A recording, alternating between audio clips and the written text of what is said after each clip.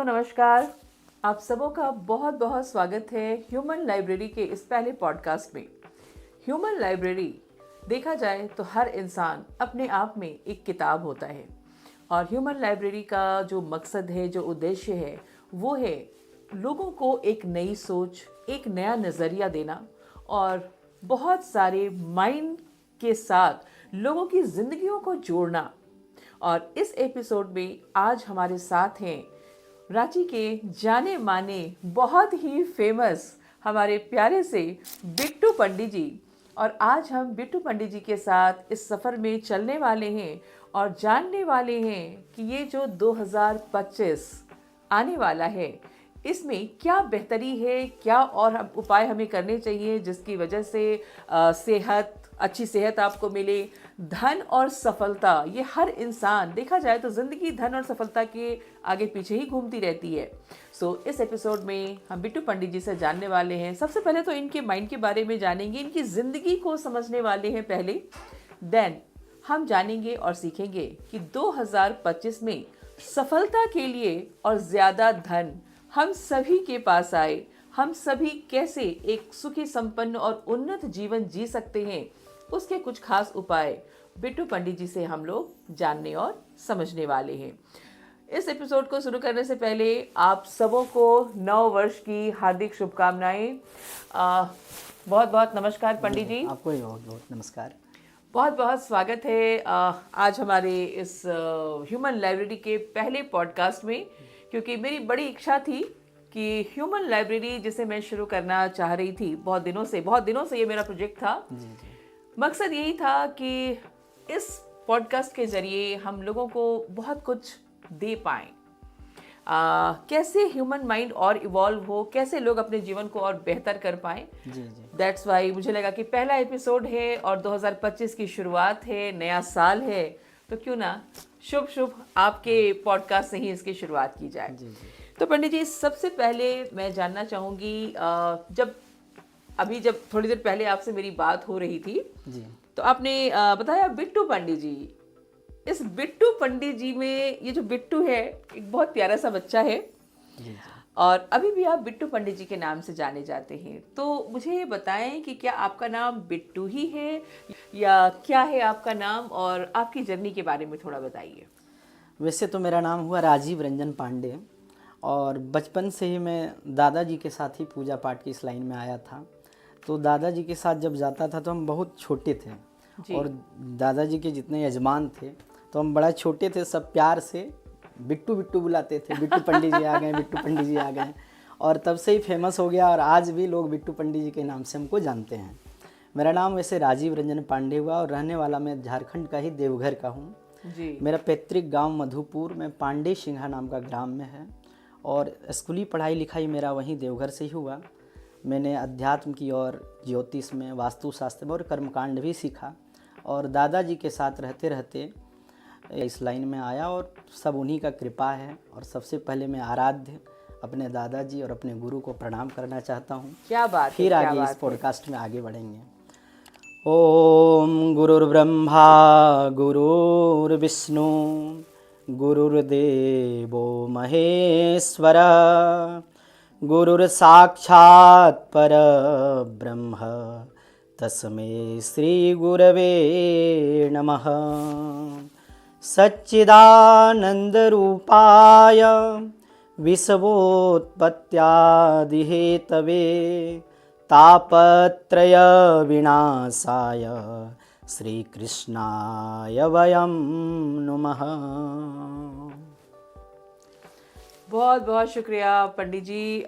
ये जो आपने गुरुर ब्रह्मा गुरुर विष्णु बोला, ये मेरे दिल के बड़े करीब है और बचपन से मेरे दिल में जो सबसे बड़ी इज्जत है वो गुरु के लिए, मतलब गुरु का जो सम्मान है ना वो अलग ही है। जी बिल्कुल। और गुरु हर रूप में पूजनीय है, चाहे आप किसी भी रूप में, गुरु हर क्षेत्र में गुरु होते हैं। और उम्र हमारी चाहे जो हो जाए, लेकिन तस्मैत श्री गुरुवे नमः। और गुरु जो है वो परम ब्रह्म होता है। मैं बहुत हार्डकोर फैन हूँ इस चीज़ के। एंड मुझे थोड़ा सा फील भी होता है कि आज के डेट में गुरु की जिस तरीके से लोग आज के टाइम में गुरु की वो इज्जत बच्चे आज का जो जनरेशन है जी बिल्कुल। वो नहीं कर पा रहे हैं, और इस बात से मुझे बहुत दुख होता है, लेकिन ये चीज़ें हमें अपने बच्चों में डालनी है। बिल्कुल। गुरु का अर्थ है, गु का मतलब होता है अंधकार और रू का मतलब होता है प्रकाश। जो अंधकार से प्रकाश की ओर ले जाए वही गुरु है। और जीवन में आप किसी भी क्षेत्र में अगर जीवन में आगे बढ़ना है तो बिना गुरु का सहारा कभी भी कोई भी इंसान आगे नहीं बढ़ सकता है। इसलिए हर क्षेत्र में गुरु अवश्य ही बनाना चाहिए। जी बिल्कुल। और आज के गुरु हमारे आप हैं, तो चलिए आज के पॉडकास्ट की हम शुरुआत करते हैं। पंडित जी, तो आपकी आध्यात्मिक यात्रा तो हमने जानी, और अब आप मुझे बताएं, जैसे इस साल, जब से ये साल आने वाला था, दिसंबर से ही मैं देख रही थी, तो हर तरफ से एक बात सुनने को मिल रहा था कि 2025 मंगल का साल है। तो ऐसा कहा जा रहा है कि 2025 जो है ये मंगल का साल है। तो थोड़ा इस पर प्रकाश डालें कि ये क्या है, और मतलब आपका नज़रिया क्या कहता है। देखिए, अगर 2025 को हम लोग ऐड करें तो 9 अंक आता है, 2 + 2 + 5 जी, तो 9 आता है। और 9 जो है वो मंगल है। अगर अंक शास्त्र में देखा जाए तो 9 नंबर होता है मंगल का। और मंगल कौन है? तो मंगल है हनुमान जी। तो सबके लिए मंगल ही मंगल है ये साल। क्या बात है। सबके लिए मंगल है, किसी के लिए कोई खराब नहीं है। अब रहता आप पे निर्भर करता है कि आप इस साल को कैसे बनाएं। अगर आप हार्ड वर्क करते हैं, स्मार्ट वर्क करते हैं, तो ये साल आपको बहुत कुछ दे के जाएगा। अगर हम स्मार्ट वर्क करते हैं, बिल्कुल। इसको थोड़ा सा आप एलोबरेट कीजिए, मतलब थोड़ा सा और अच्छे से समझाइए। तो स्मार्ट वर्क कहने का मतलब क्या हुआ? देखिए, किस क्षेत्र में? किसी भी क्षेत्र में अगर आप स्मार्ट वर्क, हार्ड वर्क अगर आप करते हैं तो सबसे पहले तो हार्ड वर्क ज़रूरी है, क्योंकि अगर आप मेहनत नहीं करेंगे तो आगे नहीं बढ़ सकते जीवन में। लेकिन मेहनत के साथ ज़रूरी है आपको स्मार्ट वर्क। मतलब कहने का मतलब ये है कि एक मज़दूर को देखें तो वो भी हार्ड वर्क करता है, सुबह से लेकर शाम तक मेहनत कर रहा है, लेकिन स्मार्ट वर्क नहीं कर पा रहा। स्मार्ट वर्क क्या है? स्मार्ट वर्क है जिसमें दिमाग से काम किया जाए, माइंड से काम किया जाए, वही स्मार्ट वर्क है। ओके, मतलब बिट्टू पंडित जी ये कहना चाह रहे हैं कि सिर्फ मेहनत मत कीजिए, दिमाग का इस्तेमाल कीजिए, और थोड़ा स्मार्टली आप जिस भी क्षेत्र में हैं थोड़ा सा स्मार्ट वर्क करने की ज़रूरत है। मतलब अगर आपने दिमाग लगा लिया तो ये साल आपका है। हमारा राइट पंडित जी? यही कहना चाह रहे हैं ना आप? कि सिर्फ काम मत किए चलिए, अपने दिमाग के छाते को खोलिए। एंड यस, आप ह्यूमन लाइब्रेरी में बैठे हुए हैं, तो बहुत ज़रूरी है कि हम अपने माइंड का इस्तेमाल करें, क्योंकि आपके दिमाग के पास सारी क्षमताएं हैं। लेकिन हम एक स्टीरियोटाइप लाइफ को जीते चले आते हैं, और अपने माइंड, कहा जाता है पंडित जी कि हम अपने दिमाग का महज 10% ही यूज़ कर पाते हैं, और शायद इसीलिए लाइफ की ये हालत है। तो हमें इस साल, मंगल का जो साल है 2025, तो अपने माइंड का इस्तेमाल करते हुए स्मार्ट वर्क करने की ज़रूरत है। और अगर जो भी इंसान स्मार्ट वर्क कर गया, ये साल उसके लिए बहुत मंगलकारी है। राइट।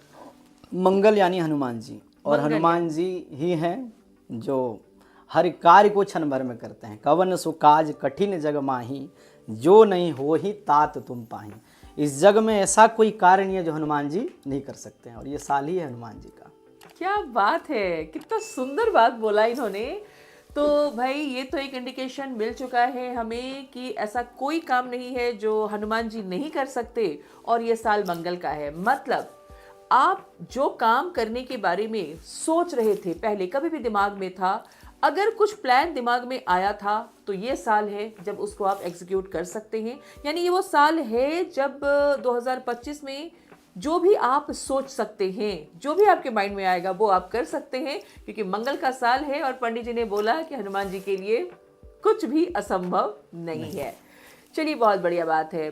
तो पंडित जी, अब हम थोड़ा सा जानना चाहेंगे कि किन राशियों के लिए ये साल शुभ होगा, क्योंकि ये भी बहुत हम लोग देखते सुनते आ रहे हैं कि ये साल इस राशि के लिए बहुत बढ़िया है। तो आप थोड़ा हमें बताएं कि किस राशि के लिए ये साल शुभ है, और किन राशियों को थोड़ा सा सावधान रहने की ज़रूरत है। बिल्कुल। तो सबसे पहले हम लोग ये जानते हैं कि साल तो बदल चुका है, लेकिन हमारे जो सनातन धर्म के पंचांग हैं, ये पंचांग अभी नहीं बदलते हैं।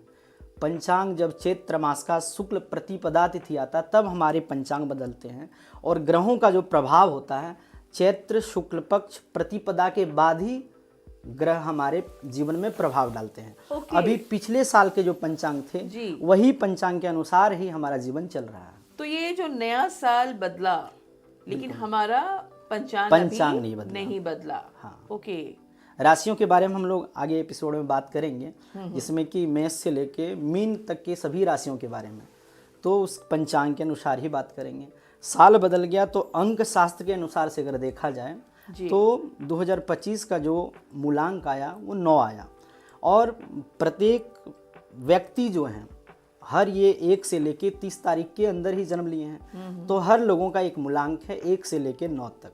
तो 1 से लेके 9 तक के जो मूलांक हैं उन मूलांक के हिसाब से हम लोग जान सकते हैं कि किन लोगों के जीवन में क्या क्या प्रभाव पड़ेगा।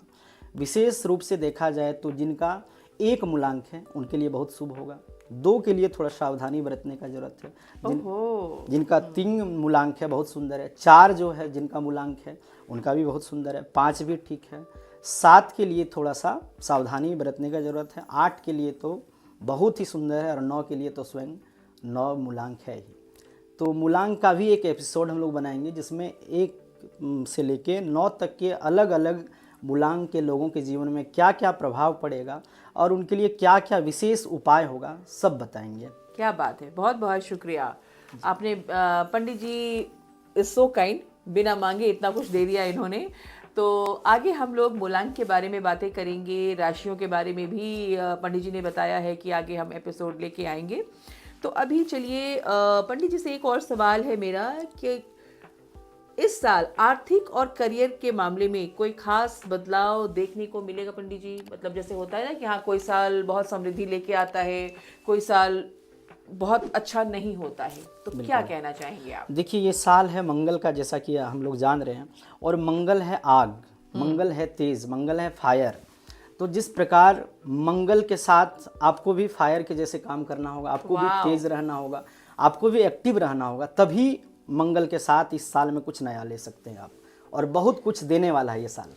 वाह, कितना बढ़िया बात इन्होंने बोला है कि ये साल देने वाला तो है, लेकिन देगा उसी को जो फायर की तरह एक्टिव रहेगा। हाँ। है ना, जो काम करेगा उसी के लिए ये साल मंगल लेकर के आएगा। अब ये नहीं है कि अगर मंगल का साल है और आप अपने घर पे बैठे हुए हो तो मंगल हनुमान जी आपके लिए सब कुछ कर देंगे, नहीं, आप एक्ट करो, हनुमान जी आपका साथ देंगे। यानी 2025 आपके लिए बेहतर से बेहतरीन आपके जीवन को बना सकता है, बट आप में फायर लाने की जरूरत है।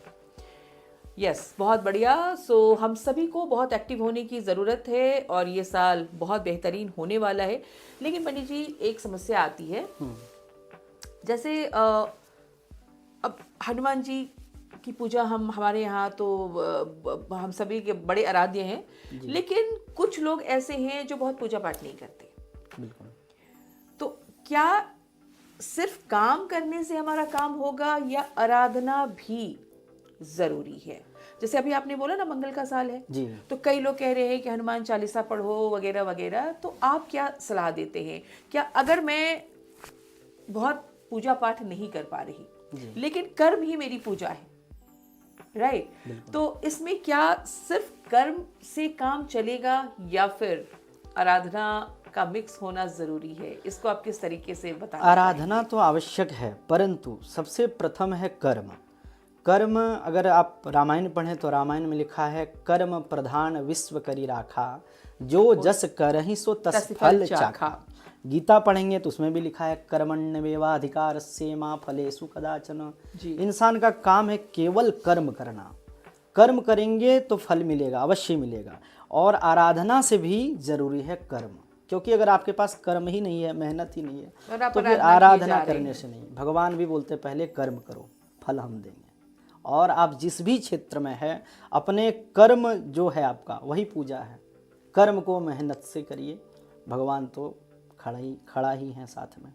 ओके, मतलब आप ये एग्री कर रहे हैं कि सिर्फ पूजा भी नहीं करना है, बिल्कुल बेहतर होगा कि हम कर्म भी करें और पूजा थोड़ा सा भगवान की आराधना भी करें। बट अगर वो नहीं भी हो रहा है, अगर आप कर्म कर रहे हैं तो बेहतर हाँ। होएगा ही होगा। होगा। एक्चुअली भगवान उसके साथ खड़े हैं जो अपने कर्म के साथ खड़ा है। बहुत बढ़िया पंडित जी। अब मुझे थोड़ा सा ये बताइए कि जैसे एक बेहतर जो दिनचर्या होनी चाहिए 2025 को बेहतर बनाने के लिए दिनचर्या में क्या चीजें शामिल करनी चाहिए, कुछ वैसा? देखिए, दिनचर्या में सबसे पहले बात करें तो आज का जो समय है इसमें मनुष्य को पहले का समय बताया जाता था कि प्रातः काल हम लोग उठ जाते थे सूर्योदय होने से पहले, लेकिन आज हम लोगों का सुबह कब हो रहा, तो सूर्योदय के बाद हो रहा। हम इस क्षेत्र में हैं, पूजा पाठ के क्षेत्र में, तो बहुत सारे लोगों का मेरे पास फ़ोन आता है कि पंडित जी इस डेट को, इस तारीख को हमारे यहाँ पूजा कराना। आज ही फ़ोन आया 18 जनवरी का कि पंडित जी 18 जनवरी को मेरे घर में पूजा कराना। कब कराना है, तो सुबह सुबह कराना। तो हमको सुबह लगा 5 बजे, 6 बजे, 7 बजे, लेकिन उन्होंने बताया कि नहीं पंडित जी सुबह 10 बजे आ जाइए। तो हमारा सुबह 10 बजे हो रहा है। तो वो नहीं, दिनचर्या में सबसे पहला आपको बदलाव यही लाना है 2025 में कि प्रातःकाल सूर्योदय होने से पहले उठ जाइए सर्वप्रथम। अगर आप सूर्योदय होने से पहले उठ जाते हैं, बाकी कुछ भी बदलाव नहीं भी करते हैं, तो ये बदलाव आपके जीवन में बहुत कुछ नया लेके आएगा। हाँ, ये मैंने भी सुना है कि सूरज के उगने से पहले आपको सूरज के उगता हुआ सूरज देखना है, ना कि सूरज के उगने के बाद आपको उठना चाहिए। हाँ। ब्रह्म मुहूर्त के बारे में तो बहुत कुछ सुना है, लेकिन यस, वो सबके लिए पॉसिबल नहीं है। और अगर सारे लोग इतना कर लें तब तो जीवन कुछ अलग ही हो जाएगा। तो आपके हिसाब से 2025 में हमें जो सबसे पहला काम करना चाहिए, सुबह उठने की आदत डालनी चाहिए। बेहतरीन। अब एक और बहुत अच्छा सवाल है पंडित जी, जिसको लेके अक्सर काफ़ी आर्ग्यूमेंट, काफ़ी कॉन्फ्लिक्ट चलता रहता है। क्या जीवन में सफलता केवल कर्म पर निर्भर करती है या भाग्य भी भूमिका निभाता है? देखिए, भाग्य बिल्कुल भूमिका निभाता है। कैसे, अगर बताएं तो आप कर्म कर रहे हैं, भाग्य कर्म तो हर कोई करता है, लेकिन आप पेपर में पढ़े होंगे, टीवी में देखे होंगे, क्या देखे होंगे कि कोई नेता का बेटा है और आज जेल में है, और आप ये भी देखे होंगे कोई रिक्शा चलाने वाला का बेटा वो आज IAS बन गया। यस। तो कैसे बना? वो भाग्य उसको वहाँ लेके जा रहा है। सोचिए, एक नेता का, मंत्री का बेटा, उसका जीवन में क्या चीज़ का कमी है? कुछ कमी नहीं है, फिर भी जेल में है। और एक रिक्शा चलाने वाला का बेटा आज IAS बना है। सोचिए, जो IAS बना उसका पिताजी जीवन भर रिक्शा चलाया, लेकिन जब बेटा IAS बन गया उसके बाद उसका जीवन में कितना सुख आया होगा। तो यही है भाग्य। आप ये भी देखे होंगे कि रिक्शा चलाने वाले लोग का 1 करोड़ का लॉटरी लग गया। हाँ, तो यही है भाग्य। बिल्कुल, भाग्य हमारा भूमिका निभाती है साथ में। मनुष्य को कर्म करते रहना चाहिए। कर्म अच्छा रहेगा तो भाग्य भी साथ देगा, कर्म अच्छा नहीं रहा तो फिर भाग्य भी साथ नहीं देगा। सबसे जरूरी है कर्म।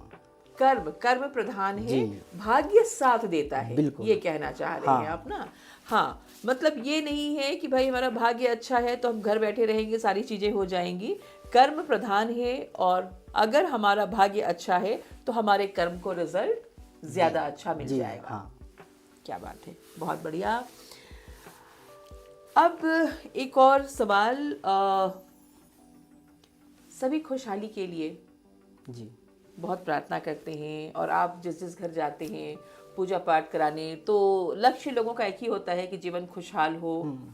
तो खुशहाली के लिए आप क्या एक ऐसी चीज है जो आपको लगता है कि ये करना चाहिए, जीवन दिनचर्या में ये आनी चाहिए, लाइफस्टाइल में ये चीज आनी चाहिए, इससे खुशहाली बढ़ती है? कुछ वैसा कुछ बताना चाहेंगे आप?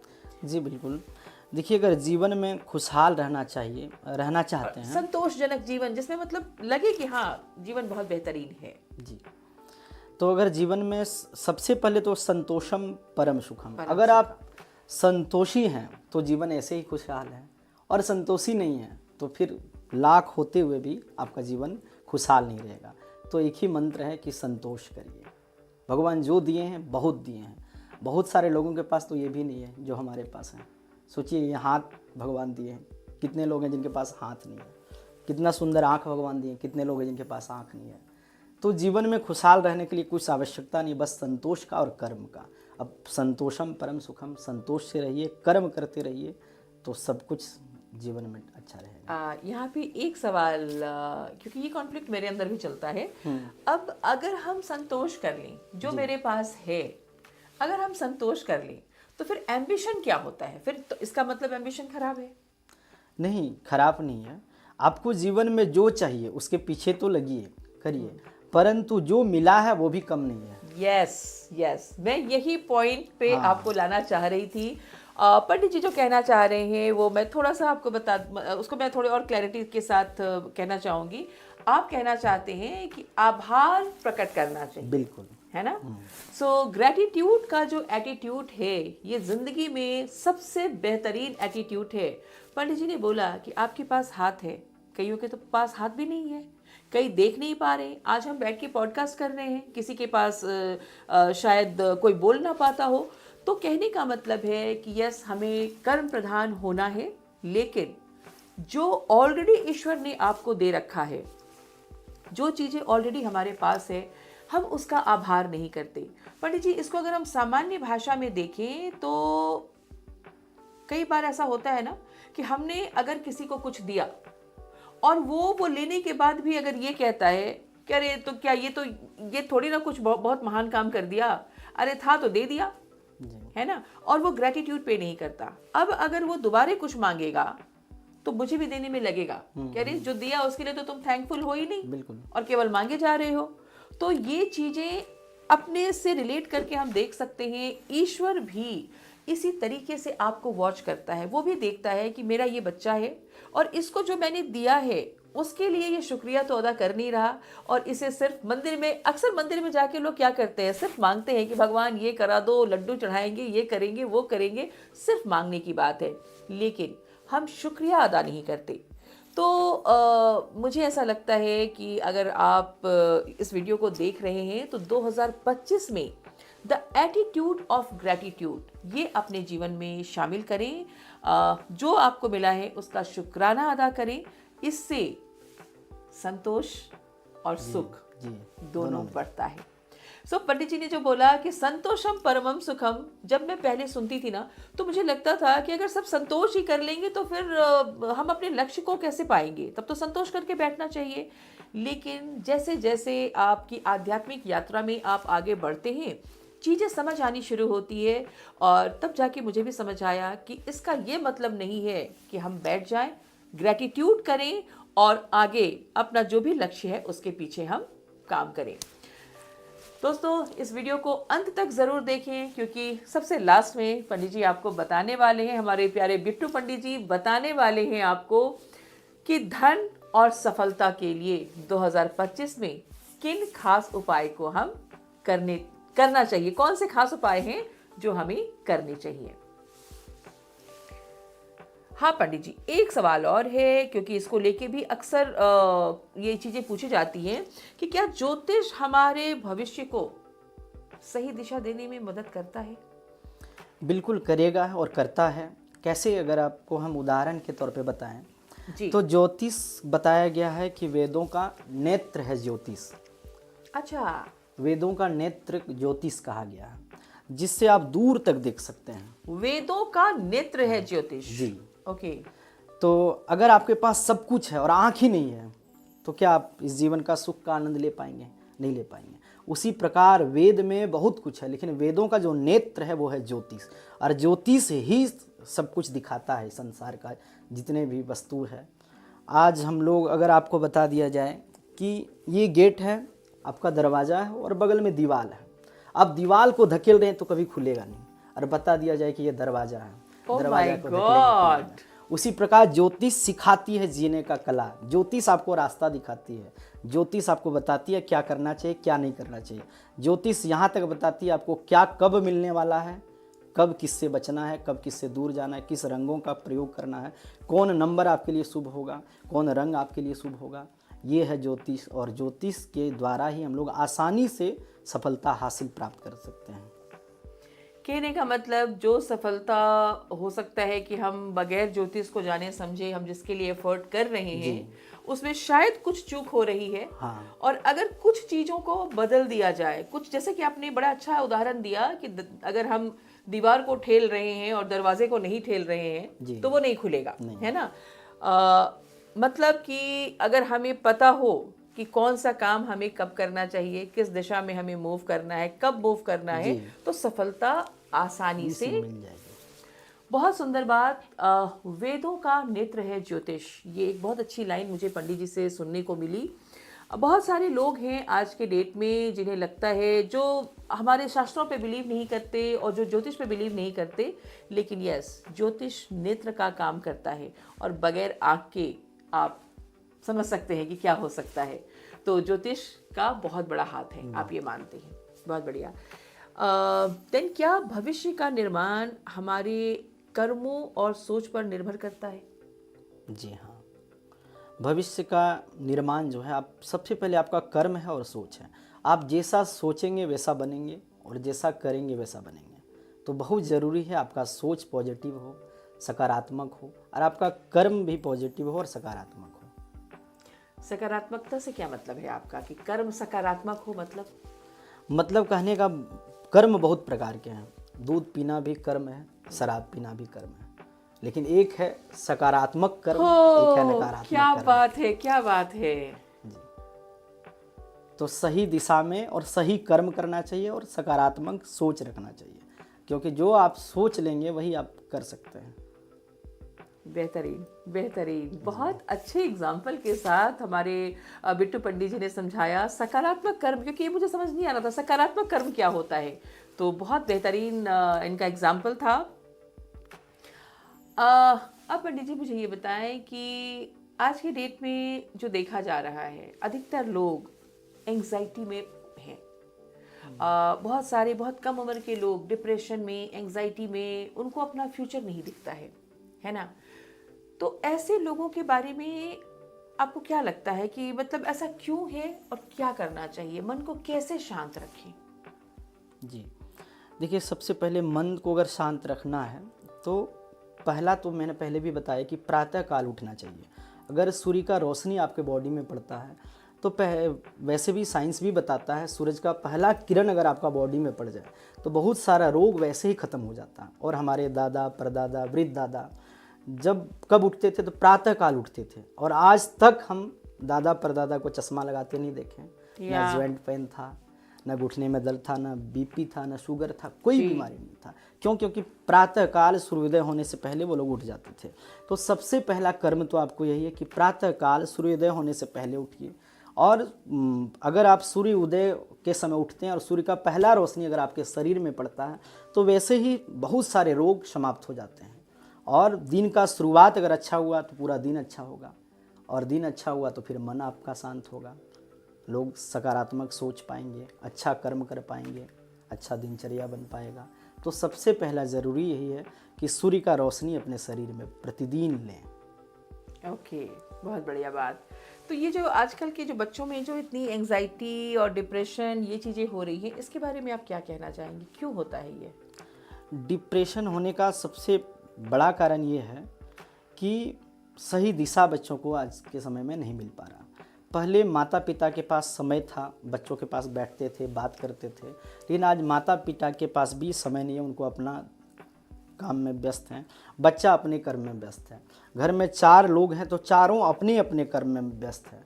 कोई माता पिता को नहीं समझ पा रहा है, माता पिता बच्चा को नहीं समझ पा रहे हैं, बच्चा अकेला पड़ जा रहा है। इसलिए सबसे बड़ा कारण यही है कि बच्चे सही दिशा पे नहीं जा पा रहे हैं, डिप्रेशन में चले जा रहे हैं।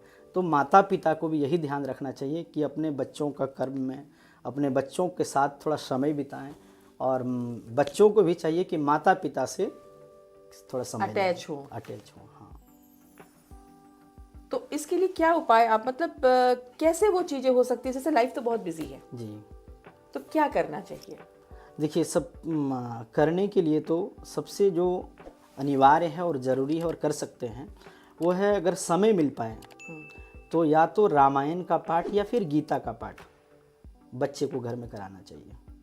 क्योंकि अगर आप रामायण पढ़ेंगे, गीता पढ़ेंगे, तभी आपको समझ में आएगा कि परिवार क्या है, राइट, परिवार क्या है, किस प्रकार से परिवार के साथ रहा जाए, किस प्रकार माता पिता का सम्मान है, किस प्रकार भाई का सम्मान है, ये आप जान पाएंगे। रामायण या गीता का रामायण या गीता। पंडित जी आपने बहुत सही बात बोली, क्योंकि लॉकडाउन वो समय था जी जब ना चाहते हुए भी हम सब एक साथ थे। जी और सबसे अच्छी चीज़ ये हुई कि उस वक्त जो रामायण आता था या महाभारत था, जी तो फर्स्ट टाइम ऐसा हुआ मेरे साथ। बचपन में तो हमने देखा था वो सीरियल, लेकिन उसके बाद फिर मौका नहीं मिला। और ये लॉकडाउन में मौका मिला कि हम सारे लोग बेटा बेटी के साथ हम बैठ करके उन चीज़ों को जब देखा, मेरे बेटे में मैंने बहुत फ़र्क देखा। जी उसको परिवार समझ में आया। अभी जो आपने बात बोली ना, तो मैं रिलेट कर पा रही हूँ। बहुत सही बात बोला आपने, क्योंकि जब रामायण देखा तो मेरे बेटे को बहुत सारी चीज़ें पता चली और मैंने देखा कि उसके स्वभाव में भी काफ़ी बदलाव आया। और जो बच्चा मेरा पहले बहुत सेल्फ सेंटर्ड था, अब उसके लिए फैमिली बहुत इंपॉर्टेंट है। और अब वो रामायण की बातें भी मेरे से करता है। बहुत वैलिड पॉइंट आपने बताया, बहुत अच्छी लगी मुझे ये बात, क्योंकि सच बात है आज नेटफ्लिक्स के ज़माने में हम लोग सिर्फ क्राइम देखते हैं, अजीब अजीब सी चीज़ें देख रहे हैं, और इन चीज़ों की तरफ हमारा कोई रुझान नहीं है। और ये आई थिंक, देखिए मुश्किल तो है कि आज के टाइम में बच्चों को बैठ के रामायण करवाना, क्योंकि माँ बाप के पास सच में समय नहीं है। जी जी अभी रिसेंटली मैं एक बच्चे से मिली, एक फैमिली से मिली। जी मदर वर्किंग है, बहुत स्मार्ट है, फादर बहुत स्मार्ट है। मतलब उन दोनों को देखने के बाद जब उनका बच्चा उनके साथ खड़ा था ना, तो एक सेकंड के लिए मुझे लगा कि शायद सर्वेंट है क्या, क्योंकि बच्चा जो है वो विक्षिप्त दिख रहा था। क्लास 9th में था, बच्चे के अंदर कोई कॉन्फिडेंस नहीं। मदर और फादर को देख के लग ही नहीं रहा था कि ये उनका बच्चा है। तो सच में मुझे लगा कि देखिए, आकांक्षा और कहते हैं ना कि एम्बिशन ज़रूरी है, लेकिन बच्चे के कॉस्ट पे नहीं। क्योंकि हमारा जो क्रिएशन है, अगर मैं एज अ मदर बात करूं या एज अ फादर, जो भी है, मैं तो मदर और फादर दोनों का रोल निभाती हूँ, डबल रोल है मेरा। तो मैं यही मानती हूँ कि जो बच्चे होते हैं ना, यही हमारा क्रिएशन है। और आप कितने सफल हैं या कितने असफल हैं, इसका सबसे पहला प्रमाण आपके बच्चे होते हैं। बिल्कुल। आप आज जो भी कर रहे हैं, किसके लिए कर रहे हैं? बस अपने संतान के लिए। ट्रू। तो ये भी एक कर्म ही है कि बच्चे को समय देना। बहुत सफलता पा ली, लेकिन अगर बच्चा ही सही नहीं है तो फिर कोई मतलब नहीं है उसका। बहुत सही बात। तो चलिए, अब इसी क्रम में आप मुझे ये बताएं कि युवाओं के लिए 2025 में सफलता का क्या संदेश आप देना चाहेंगे, स्पेशली अगर युवाओं की बात मैं करूं। अगर युवाओं के लिए बात करें तो 2025 बहुत ही अच्छा है, बहुत कुछ देने वाला है। क्यों देने वाला है? क्योंकि ये मंगल का साल है, हम लोग जानते हैं। और मंगल है सेना, मंगल है युवा, मंगल है तेज, मंगल है बल, मंगल है साहस। बाप रे। तो मंगल का साहस है, ये युवाओं का ही साल है। अब आप पे डिपेंड करता है कि आप किस प्रकार से इस साल को लेते हैं। बहाना बनाते हैं या कर्म करते हैं। बहाना तो हनुमान जी भी बना सकते थे। पॉइंट नोट किया जाए, आप बहाना बनाते हैं या कर्म एक्शन करते लेते हैं। बिल्कुल।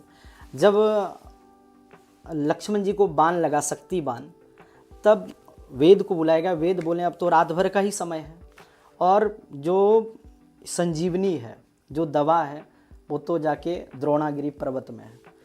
तो कौन लाएगा? हनुमान जी बोले चिंता मत करो, हम है ना। हनुमान जी तैयार हो गए। हनुमान जी जब लाने गए तो वहाँ बताया गया था कि जिस वृक्ष के नीचे दीपक जला होगा, वही वृक्ष का पत्ता को लाना है या जड़ को लाना है। हनुमान जी जब वहाँ गए तो देखें कि जितना वृक्ष था उस पहाड़ में, सारे वृक्ष के नीचे रावण दिया जलवा दिया। ओके, कंफ्यूज करने के लिए, राइट। अब हनुमान जी चाहते तो वहाँ बहाना भी बना लेते हैं, लेकिन हनुमान जी बहाना नहीं बनाए, पूरा पहाड़ को ही उठा के ले आए। अगर आप महाभारत देखें तो राम और कृष्ण दोनों एक हैं। राम जी का भक्त हुए हनुमान जी और कृष्ण जी का अर्जुन। लेकिन आज इस कलयुग में आप मंदिर देखें तो हर गली में हनुमान जी का मंदिर आपको दिख जाएगा, लेकिन अर्जुन का एक भी मंदिर नहीं है। क्यों? क्योंकि जब कृष्ण भगवान अर्जुन को बताते थे पार्थ ये करो, तो अर्जुन पूछता था कि प्रभु क्यों करें, लेकिन हनुमान जी आज तक राम जी से पूछे नहीं। ओह माय क्यों गॉड। करें। इसलिए आज जितना राम जी का मंदिर नहीं है, उतना हनुमान जी का मंदिर है इस संसार में। इसलिए 2025 युवाओं के लिए बहुत ही अच्छा, बहुत कुछ देने वाला है। जो युवा बहुत दिन से सोच रहे थे कि विदेश में जाके पढ़ें, उसके लिए बहुत अच्छा है, उसका सपना पूरा होगा। जो युवा बहुत दिन से नौकरी का तलाश में थे, नौकरी नहीं मिल रहा था, मिलेगा 2050 में नौकरी। जो किराए में थे, घर नहीं बन रहा था, 2025 में उनका घर बनेगा। जो लोग बहुत दिन से स्कूटर में चल रहे थे वो 2025 में कार लेने वाले भी हैं। युवाओं के लिए बहुत ही सुंदर, बहुत कुछ देने वाला है, बट डिपेंड आप पे करता है कि आप क्या एक्शंस लेते हैं। जी। अभी भी आप प्लान में ही बैठे हुए हैं, हाँ। या फिर आप एक्शन भी ले रहे हैं। बिल्कुल। तो भाई जितने युवा लोग इस पॉडकास्ट को देख रहे हैं, एक्शन टेकर बने, मॉर्निंग उठना शुरू करें, एक्शंस लें, जो जो चीज़ें आपके दिमाग में पल रही थी या कभी सोचा था उन सारी चीज़ों पे काम करना शुरू कर दें, क्योंकि 2025 हनुमान का साल है, ऐसा बिट्टू पंडित जी कह रहे हैं, और ये बहुत कुछ देने वाला है। तो ये तो हो गई युवाओं की बात। पंडित जी अब थोड़ा सा ये बताएं, क्योंकि बहुत सारे प्रोफेशनल्स, बिजनेसमैन भी हमारे इस पॉडकास्ट को देख रहे होंगे। जी जी। तो प्रोफेशनल्स के लिए या बिजनेसमैन के लिए इस साल का रोड मैप क्या होना चाहिए? उनको किस तरीके से इस साल को वो बेहतर बना सकते हैं? जी, अगर आप हीलिंग के इंडस्ट्रीज़ में हैं, सेल्स में हैं, एमएलएम में हैं, मार्केटिंग में हैं, लॉ के में हैं, अथवा आप एडुकेशन सेक्टर में हैं, आप ज्वेलरी के बिज़नेस में हैं, आप कपड़ों के बिज़नेस में हैं, आप अगर फैशन डिज़ाइनर हैं, किसी भी क्षेत्र में हैं आप, और आपके अंदर अगर लगन है, मेहनत है, कार्य करने का क्षमता है, पैसेंस है, तो फिर ये साल आपको बहुत कुछ देगा, क्योंकि इस साल में सबका मंगल होगा, क्योंकि मंगल के ही पुजारी हैं हनुमान जी, और हनुमान जी सबको देंगे। अब पिछले बार भी मैंने यही बताया आपको कि डिपेंड आप पे करता है कि आप कितना ले सकते हैं। समुद्र तो भरा हुआ है पानी से, आप उसमें से एक लोटा निकालिए या एक बाल्टी निकालिए, वो आप पे डिपेंड करता है। रोड मैप यही होना चाहिए कि मेहनत करें और अपने कर्म को करें। 2025 सबके लिए ही मंगल है, कोई निराश नहीं है इस 2025 में। आपकी बातों से मुझे ऐसा लग रहा है कि मतलब इसको, जो रोड मैप की बात हम कर रहे थे, तो यहाँ पे मेहनत भी नहीं करके जो कर्म है उसको मजे से करते चलिए। हाँ, है ना? हाँ। बिल्कुल हनुमान रंग में रंगने की जरूरत है, आई थिंक, क्योंकि हनुमान जी को कभी नहीं लगा था कि वो मेहनत कर रहे हैं। उनका जो काम था वो बस अपना काम किए चल रहे थे, और कुछ ऐसा ही एटीट्यूड हमें भी अपनाने की ज़रूरत है। क्योंकि मैंने पंडित जी सुना है, संघर्ष संघर्ष संघर्ष, बहुत एफर्ट डालने की ज़रूरत है। लोग ऐसा कहते हैं, बहुत मेहनत करना पड़ेगा, लेकिन मुझे लगता है कि जो चीज़ आप चाहते हैं, वो चाहने के लिए जो प्रयास आप कर रहे हैं, उस कर्म को जब आप कर रहे हैं, तो मुझे नहीं लगता कि वो मेहनत है जी। ये तो अपने कर्म के लिए एक उत्साह के साथ करना है। क्योंकि मैंने, जब आप हनुमान जी की इतनी बात कर रहे हैं, तो मैंने हनुमान जी को कभी मेहनत करते नहीं देखा। हमेशा एक उत्साह है उनमें। हनुमान जी को, अब जैसे मतलब मेरी बातों को अदर वे में ना लिया जाए तो मैं बोलूं कि जब भी कोई बहुत एक्टिव बच्चा हम देखते हैं, तो मैं कहती हूँ तुम हनुमान है क्या? जी जी। तो कहने का मतलब हनुमान जी हमेशा एक्टिव रहते हैं, हमेशा वो अपने जो भी करते हैं उसमें मगन रहते हैं। तो जो भी बिजनेसमैन है, आप जिस भी काम को कर रहे हैं, जिस भी प्रोफेशन में आप हैं, मेहनत मत कीजिए। जो आपका लक्ष्य है उसमें मगन हो जाइए, हनुमान के रंग में रंग जाइए और अपने काम को करते चलिए। ये साल आपका है, सिर्फ और सिर्फ आपका है। जो भी व्यक्ति इस पॉडकास्ट को देख रहा है, वो ये समझे, वो इस बात को सिर्फ इस तरीके से ले कि ये साल आपका है और ये पॉडकास्ट सिर्फ आपके लिए है, क्योंकि ये हनुमान का साल है, इसे मंगल का साल कहा गया है। और 2025 हम सबों की ज़िंदगी को बहुत बेहतरीन बनाने वाला है। लेकिन शर्त एक ही है, बेहतरीन ये तभी बनेगा जब आप अपने लक्ष्य के लिए काम करेंगे, आप स्टिल नहीं बैठेंगे और एक्शन टेकर बनेंगे।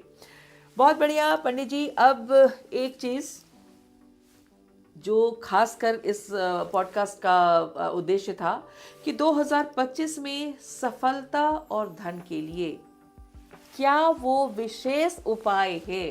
कर्म के लिए हमने जान लिया, हमें कर्म करना चाहिए। अगर मैं नट सेल करूं इसको, तो हमें कर्मठ होना है, अपने कर्म को करना है, हनुमान रंग में रंगना है, उत्साही रहना है हमेशा अपने लक्ष्य को लेकर के। सुबह उठने के बारे में पंडित जी ने एक चीज़ बताई कि आप सूर्योदय से पहले उठना शुरू करें, जीवन में बहुत सारी चीज़ें बदल जाएंगी। तो ये 3 चीज़ें तो हमने जानी, लेकिन कुछ वैसे उपाय जिसे साथ में अगर हम करें, क्योंकि अभी हमने कर्म और भाग्य की भी बात की, ज्योतिष की बात की। तो जैसा पंडित जी ने हमें बताया कि ज्योतिष आँख है, वो आपको दिशा देता है। तो पंडित जी, इसी सिलसिले में आप मुझे बताएं कि 2025 को बेहतर बनाने के लिए और बेहतरीन बनाने के लिए वो क्या उपाय है जो हमें अपने कर्म के साथ ऐड कर लेना चाहिए या करना चाहिए? जी जी, बिल्कुल। सबसे पहले और सबसे बड़ा 2025 में अगर आप चाहते हैं कि अपार सफलता आपको प्राप्त हो, तो किसी को भी निराश होने का ज़रूरत नहीं है। 2025 सभी को बहुत कुछ देने वाला है, और 2025 में जो सबसे बड़ा उपाय है कि आप हनुमान जी का मंदिर अवश्य जाएं, और जितने भी पुरुष वर्ग के लोग हैं, हनुमान जी का बाएं पैर का तिलक अपने मस्तक पे लगाएं, और जितने भी महिला हैं वो हनुमान जी का मंदिर में जाके हनुमान चालीसा का पाठ करें। ये बहुत बड़ा बदलाव लाएगा आपके जीवन में, क्योंकि ये पूरा 2025 मंगल का है, और मंगल के स्वामी हैं हनुमान जी। और हनुमान जी हर कार्य को क्षण में करते हैं, उड़ के करते हैं, दौड़ के करते हैं। कभी भी हनुमान जी किसी को नहीं बोले कि ये काम हमसे नहीं हो सकता, हर काम को क्षण भर में कर दिए। सोचिए, जब राम जी वनवास में थे, उनके दिल में क्या बीत रहा होगा कि मेरा एक भाई है जिसको बाण लगा है, पत्नी को कोई ले गया, वापस अयोध्या जाएंगे तो हम क्या मुंह दिखाएंगे। लेकिन उस समय जो भगवान का कार्य को किए हैं वो हैं हनुमान जी, जो भगवान का कार्य कर सकते हैं। हम लोग तो इंसान हैं। क्या बात। इसलिए सबका कार्य पूरा होगा 2025 में। विशेष उपाय में 2 उपाय है पुरुषों के लिए। हनुमान जी का बाएं पैर का तिलक को अपने मस्तक पे लगाएं। पंडित जी, बाएं पैर का तिलक ही क्यों? बाएं पैर में हनुमान जी का गतिमान है, गतिमान का देवता, जो तेजी से आपको दूर ले जाते हैं, जहां आप पहुंचना चाहते हैं। जी, जहां आप पहुंचना चाहते हैं वहां आपको पहुंचाएगा। तो बाएं पैर का तिलक को अपने मस्तक पे लगा लें। ये पुरुषों के लिए है। पुरुषों मतलब स्टूडेंट जो लड़के हैं, हाँ, सबके लिए ये मायने रखेगा। राइट। और महिलाओं के लिए बस हनुमान चालीसा का पाठ, आप अगर नज़दीक हो हनुमान जी का मंदिर तो मंदिर में जाएं, अन्यथा आप घर में भी प्रत्येक दिन हनुमान चालीसा का पाठ अवश्य करें। और आप अगर ज़्यादा संकट में हैं तो फिर बजरंग बाण का पाठ करें। बजरंग बाण, अच्छा, बजरंग बाण का नाम आपने लिया, मैंने बहुत सुना है इसके बारे में। क्या डिफरेंस है, थोड़ा बता दें आप मुझे कि बजरंग बाण क्यों और हनुमान चालीसा क्या? थोड़ा सा। हनुमान चालीसा इन जनरल सबके लिए है, कोई भी कर सकता है हनुमान चालीसा, परंतु बजरंग बाण, बाण का मतलब क्या हुआ? बाण मारना। तो बाण कब मारा जाता है? तेजी से। बाण कब मारा जाता है? जब आप चारों तरफ से फंस गए, कुछ उपाय नहीं है, तो फिर बाण चलाते हैं। तो वही बाण उसके लिए है जो बहुत संकट में है, उनके लिए बाण पढ़ना है। और जो इन जनरल सबके लिए हनुमान चालीसा का पाठ, और कुछ भी उपाय करने का आवश्यकता नहीं है। ये हनुमान चालीसा ही आपको बहुत ऊंचाइयों तक लेके जाएगा ये साल में। क्या बात है। तो मतलब अगर हम इसको हम ऐसा समझ सकते हैं कि अगर धन की ज़रूरत है, अगर कोई फाइनेंशियल कंडीशन जिसकी खराब है, तो उसको अगर वो ठीक करना चाहे तो भी हनुमान बाण? नहीं, हनुमान चालीसा। अच्छा, हनुमान चालीसा। देखिए क्या है कि अगर हम लोग का जीवन में कुछ भी करते हैं ना, तो हनुमान चालीसा तो पढ़िए, लेकिन उसे पढ़ने से पहले जो करना चाहिए, जो 99% लोग नहीं करते हैं। क्या नहीं करते हैं वो बताते हैं।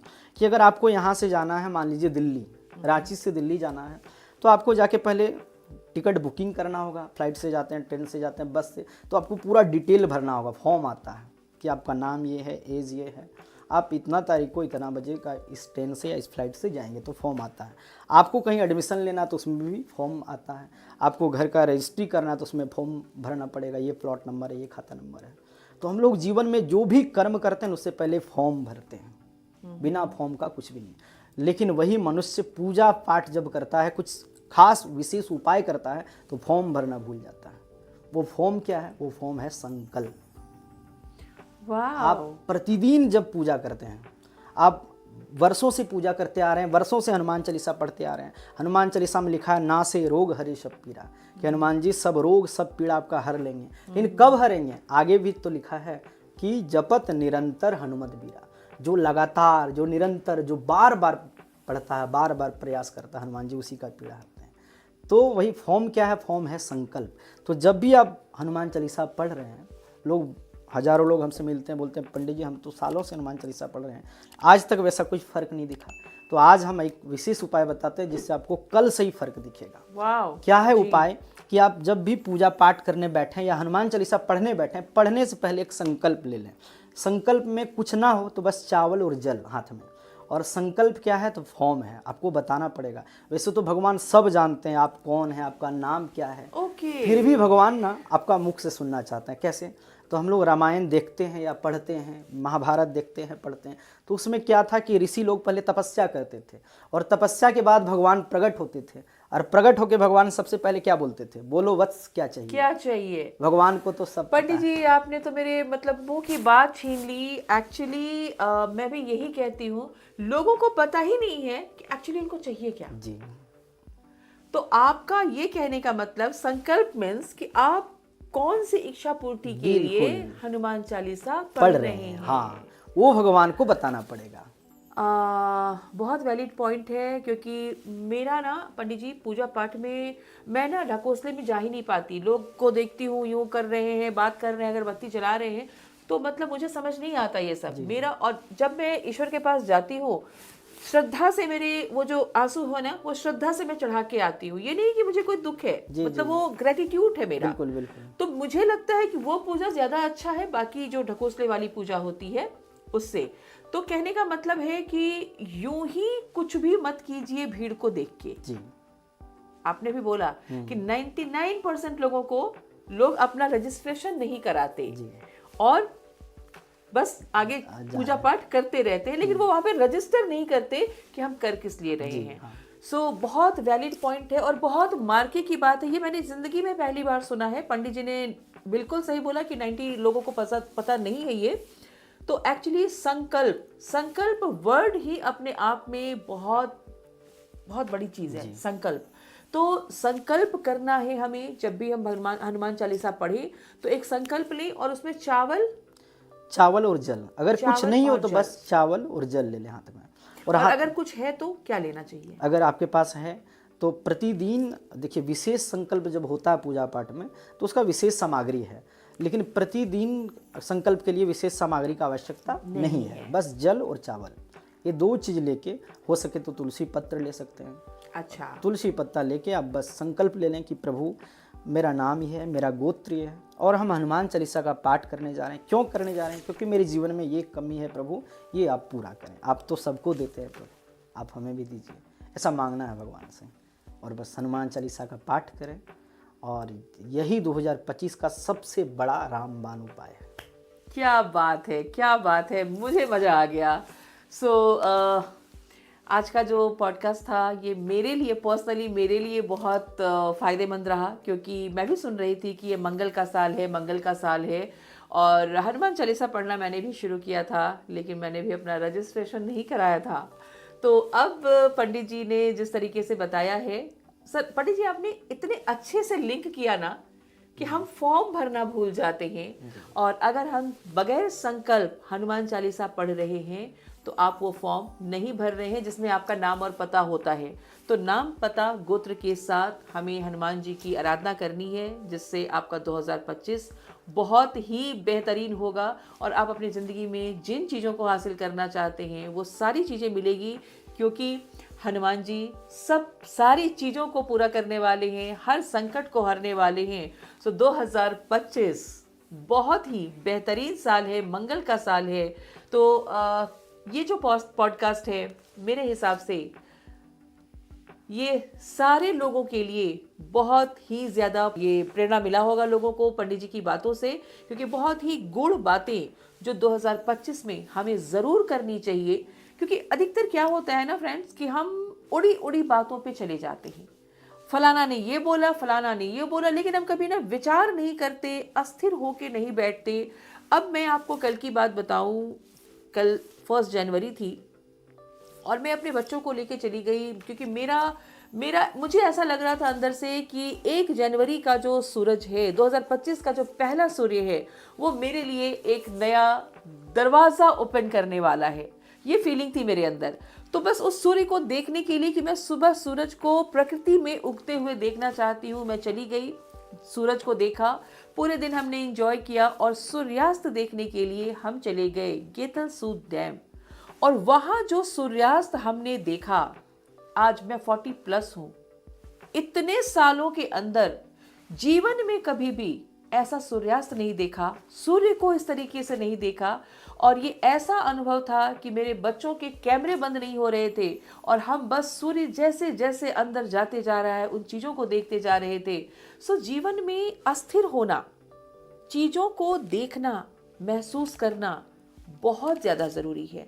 हम सब जनवरी 1 है तो पागल हुए रहते हैं, सभी डांस, मस्ती, पिकनिक ये करते रहते हैं, लेकिन हम कभी अस्थिर होकर के उन चीज़ों को ध्यान से नहीं देखते। सो पंडित जी ने जो आज बताया, हनुमान चालीसा हम सब पढ़ते हैं, शुरू हो जाते हैं, नहाया और वो शुरू हो जाते हैं, लेकिन भूल क्या जाते हैं, अपना फॉर्म भरना, अपना रजिस्ट्रेशन भूल जाते हैं।